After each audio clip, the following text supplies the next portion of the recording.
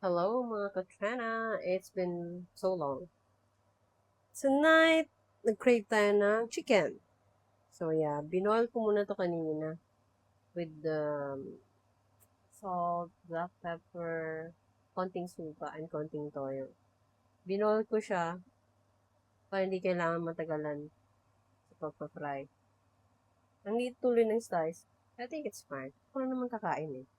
So yeah, dinidrain ko konti from boil, diba?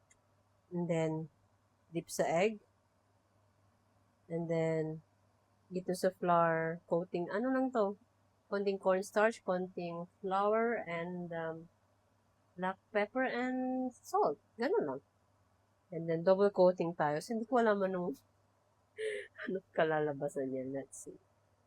Let's check.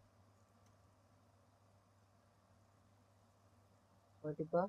Bite size lang. O, na yan. O, naman siyang edible. Mukha siyang masarap. I mean, let's see. Sino mo naman. Diba? Ano naman. Diba? Wait and see. Tadaan! Ano naman, oh. Double fry natin. Let's go! Ayan, nagis ko na dito. Kaya ko to. Kaya ko din to ubusin. Bongo. Jollibee yarn. There's your luck, mga kaplana. Ano naman. Iba, medyo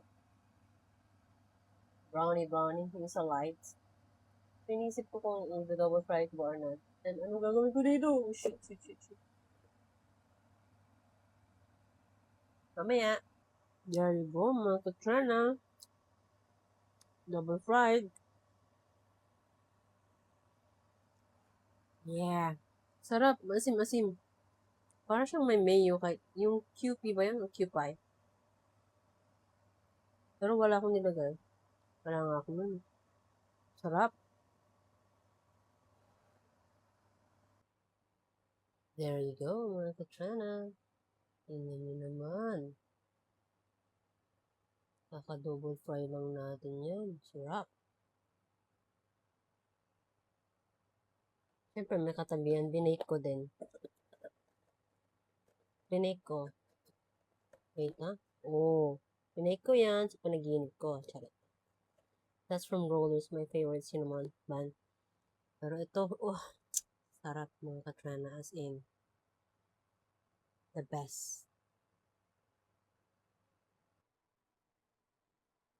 That, the chicken with Filipino spaghetti.